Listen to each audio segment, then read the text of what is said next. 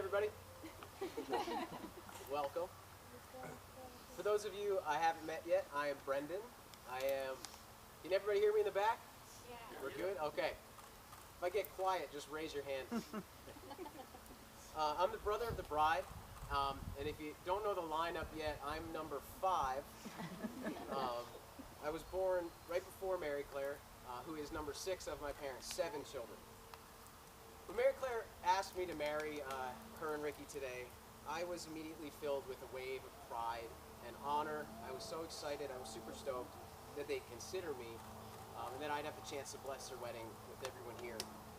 Then, 5 minutes later, I was really overwhelmed with an immediate sense of dread and terror, because I realized that there's probably no way I can watch my baby sister get married right before my eyes without a little bit of waterworks. So if she cries, then like my emotional gag reflex is going to kick in. I'm going to cry. It's going to be this awful cycle. So what I'm asking for everyone is stay strong with me if I cry. And if you are like the saltiest and coldest person in the crowd, just lock eyes with me. Give me those laser eyes, and every once in a while, give me the motion to lock it up. We'll get through this together. So I might end up in the fetal position, but other than that, my fear, my dread has subsided because I realized something, and that's if I weep for the joy of new beginnings. I weep. Oh, I'm already starting. I weep for the everlasting memories that everyone here has been blessed to share with the bride and groom. And if I cry, it's for the bittersweet feeling of leaving the past for the future. Today is a celebration of the present. It's a celebration of life, love, commitment, and family. There's an old Irish blessing that I found through a brief Google search that goes something like, "May your worst day never be worse than your best memory." Today is already a perfect memory. The girls were all late for getting their makeup done. They had to come over here in caravans. We had to usher everyone out because Mary Claire had to use the bathroom. I mean, there's friends and family, there's music. This is a beautiful setting. There's booze, there's hashtags. So let's all take a moment to just clear our heads. Let's be right here and right now. Let's slow down and be present. And for those of us with busy lives, with kids and other things going on all the time, let's take the opportunity tonight to get insanely wild and literally rage. Let's enjoy it. We have nowhere to be but here, and we have nothing to do but to experience each other and share in the love that Ricky and Mary Claire found. Before we dive in, I'd also like to take a moment to reflect and give thanks for the love and lives of those who went before us, who made moments like this possible. For our nanny Bridgie, for Ricky's Gigi, and so many others who have strengthened our bonds through the years. Loss is one of life's great promises, and on both sides of our families that are joining today, there have been amazing souls who continue to nurture our lives from beyond the veil. You guys don't have to hold the whole time. Mary Claire had an alter ego growing up. Some people have imaginary friends.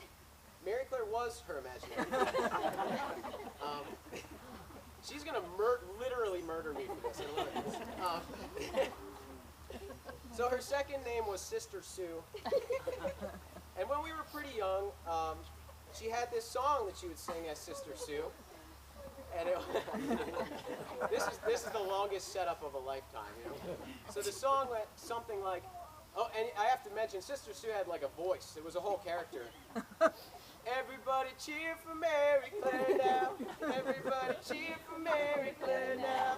Hear my portrait shining up above me. Everybody cheer for Mary Claire now. They all knew it. This is perhaps the most uplifting theme song that has ever been written by herself for herself. And it really stuck. The confidence that Sister Sue gave to my sister Mary Claire led her down the path to becoming the smart, independent, nurturing, and successful woman that she is today. I'm not sure that Ricky had imaginary friends or alter egos, but Ricky's mom, Sharon, tells me that he was a little bit more of a straight shooter than Sister Sue.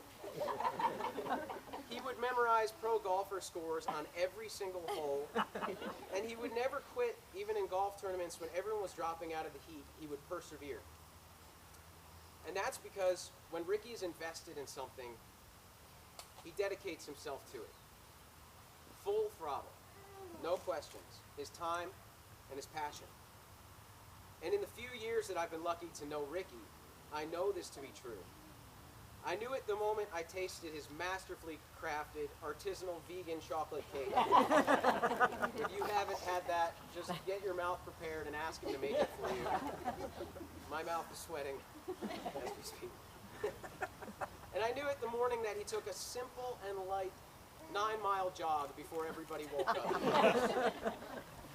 While his theme song remains to be written, Ricky has something maybe slightly more useful than a split personality. He has fake Spanish. Mary Claire tells me that Ricky is a master in the fine art of fake Spanish. This is just pretty much when you make up words with a Spanish-sounding inflection. The real art is in the confidence. It's how you sell it. So if you find yourself in a cantina or a taqueria or somewhere south of the border and you just don't know how to get around, you make sure you call my new hermano, and he'll give you some guidance. He will for sure explain the lingo, and hopefully he brings that Hispanic flair of his to the dance floor esta noche. I'm going to have to take some liberties in the telling of this story, because if I ask them all these questions, then they're going to know I was really writing this morning, and everyone's going to go into a panic. Ricky and Mary Claire met in 2014, in the winter. Ricky would hang out with his best man, Anthony, and he would always end up drinking and crashing on the couch of Anthony's girlfriend's house. And some nights he was there, this blonde-haired girl would come home from work at her shift in Buffalo Wild Wings, B-dubs, dub-dubs. She'd walk straight past them into her room. And now, at this time, Ricky's hair was about as long as Mary Claire's, and he was genuinely couch surfing. But something happened. They noticed each other. She saw the man behind the man bun. I don't know if he had a bun. And he saw a girl that he was incredibly intimidated by, but definitely drawn to. So a friend set them up. They had some drinks one night, a very simple thing. That led to their real first date. I know at this point Ricky really wanted to make a good first impression, so he decided he was going to cook a fancy dinner at his apartment. He went all out, made some kind of salmon dish over an Asian stir fry, using some old greasy Teflon pan that was falling apart. Mary Claire took one bite. She looked up at the man that she was going to spend the rest of her life with. And she said, "This is awful." And Ricky was hooked. So they started dating. And they found themselves growing, finding a reflection of the life that they wanted in the other's eyes. Seasons turned, friendship became something deeper. You know when something sort of falls out of your mouth before you formulate the thought, but it's so natural that it just spills out of you, like Ricky's fluent Spanish or Mary Claire's theme song? That's how it happened. It was a simple summer night on a front porch, quiet. The Ohio crickets were singing. Cigarette cinders were falling in an ashy pattern as Mary Claire sat cross-legged. Just kind of fell out. I love you. Ricky, this guy knew like a couple paragraphs ago when she told him his cooking was awful, so it was very natural for him to respond, "I love you." That was that, and this is this. This is love. I have an old Bible of my father's, By the way, you guys can sit down if you're uncomfortable. That's on me. Thank you. You knew. Like, how many weddings have you guys been to? Come on. You can't have all the jobs. I have an old Bible in my father's, and it's marked with years of notes, highlighted passages, and underlined phrases. If you know anything about my dad, he can find profundity in the most simple things. So pretty much the whole Bible's underlined. So, you can take this with a grain of salt if you want, but I flipped to 1 Corinthians chapter 13, and Dad had circled the headline. The word above the reading said love. And underneath love, nearly every word was underlined. Love is patient. Love is kind. It is not jealous or conceited or proud. Love is not ill-mannered or selfish or irresponsible. Love does not keep a record of wrongs. Love is not happy with evil. It is happy with the truth. Love never gives up, and its faith, hope, and patience never fail. Falling in love is the easy part. You just throw your arms out, you let go, and you take the plunge. What you find in love, however, is that you fall and you eat the burnt salmon and you take a lovely ride and then you land in ice cold water. And you've got a doggy paddle to the shallow end. And also this is a wave pool. There's lots of splashing. And also you don't know how to swim and it's a thunderstorm. If my metaphor is getting off track, I think what I mean to say is that love in marriage is a new kind of love. It is work. It is good work, it's hard work, and it's rewarding work. Take it from Rick and Sharon. They've been married for 30 years. That's longer than some of us have been alive. Consider the ups and downs you've taken in just your short life. 35 years together, 30 years of marriage, and 4 children, Ari, Ricky, Castle, and Michael. It's good work, it's hard work, it's rewarding. I know for a fact that Mary and Ted can tell you something about work. 41 years, 7 children, 11 grandchildren.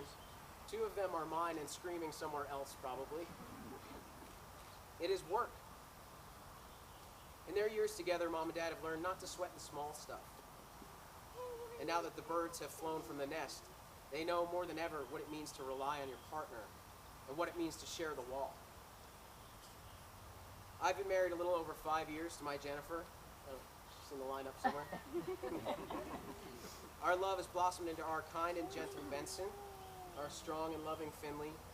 For Jen and me, love has been a long road that feels very short. What I mean is that in 5 years, it feels like the blink of an eye, and we're still learning what it truly means to endure. To do the good work, to do the hard work, to do the rewarding work. I've learned a lot in those very long and very short 5 years. More than I could probably distill before cocktail hour.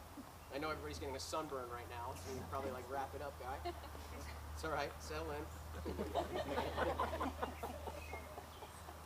If I had to pick one thing that I think is the most important thing I've learned, it's that this is all about the children.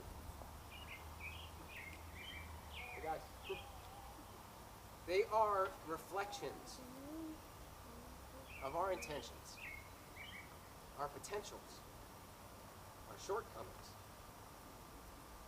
They are the future of the tribe, of our families, and they will carry our values into the future.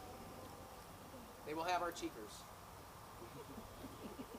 And you guys have more than a child to deal with already. You have Tanner. For those of you who don't know, Tanner is Mary Claire's small dog. He drives a Kia, and he holds a full-time management position at the Valero. But he's still a handful. And you guys are already doing the good work, the hard work, the rewarding work. If there's a lesson I could pull from all the couples I've spoken to, it would be that there is good news and there's hope, and there is bad news and there's a warning. First, the bad news. In marriage, you will fail. There it is. You're going to come up short. You're going to take a 16-mile run instead of a 14-mile run and be late for something. You'll be way too honest about the cooking. You'll forget the words to Mary Claire's theme song. There will be failure. But there is good news. The good news is that you're going to fail. There it is. Accept it. Rip that Band-Aid off right now. That's how we get better. Failure is the greatest teacher life has given us. It takes humility to accept our shortcomings, and it takes grace to accept our partners. And it takes commitment to fail a little bit better next time. You can hear the stories, and you can take the lessons and the warnings or the blessings from other marriages. But this marriage is yours. It's both of yours. And it's nobody else's. This is your marriage to nurture, to enjoy, to protect. Protect it from the slings and arrows of gossip. From the trials that life will surely throw your way. And truly one of the hardest things to do is to protect it from yourselves. In marriage, you must become something other than yourself. You shed your old identity for something new. And let me tell you, that's an ordeal. It's not some overnight magical fairy waving a wand ordeal. This is a long and painful and beautiful ordeal. And it grows you. It grows you together. Your souls will pass through time and become tangled like the roots of a tree.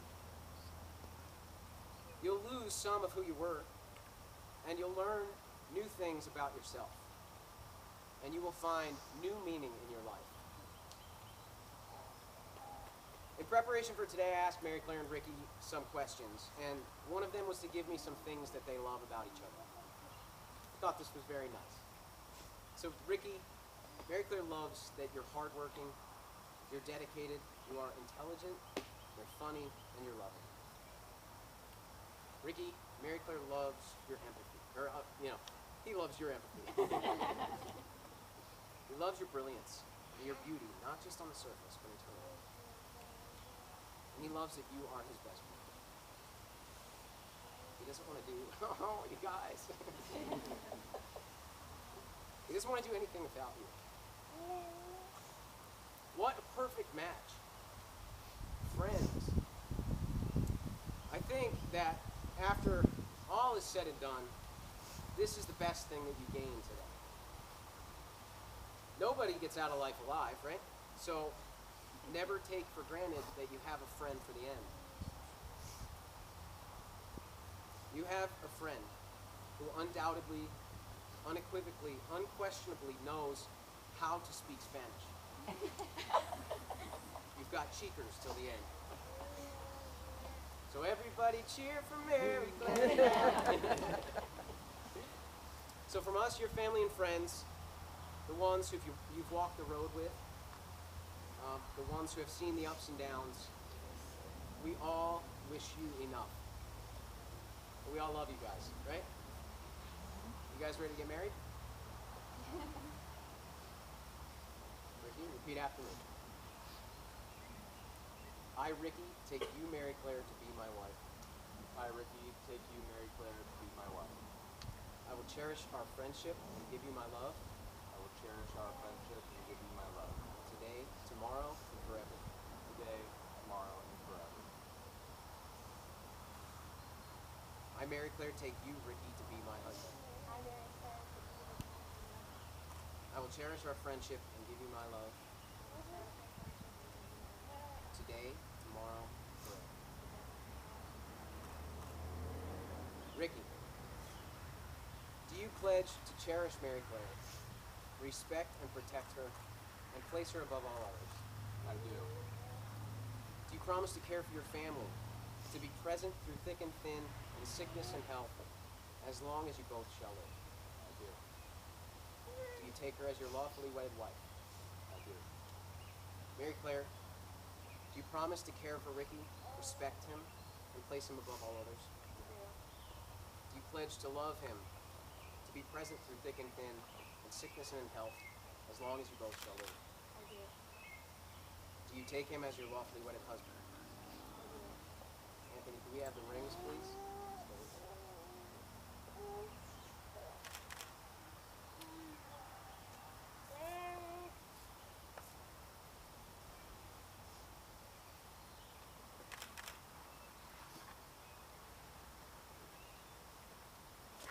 No, not yet. Ricky, place the ring on Mary Claire's finger and repeat after me. With this ring, I take you as my wife. With this ring, I take you as my wife. Mary Claire, place the ring on Ricky's finger. With this ring, I take you as my husband. Simple, huh? By the power vested in me by the state of Ohio and the Church of Spiritual Humanism and their online ordination portal, I now pronounce you husband and wife. You may kiss the bride.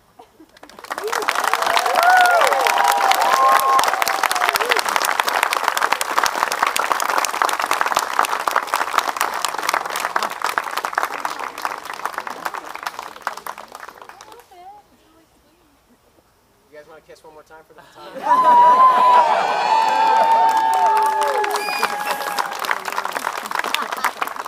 Ladies and gentlemen, for the first time ever, Mr. and Mrs. Ricky Frame.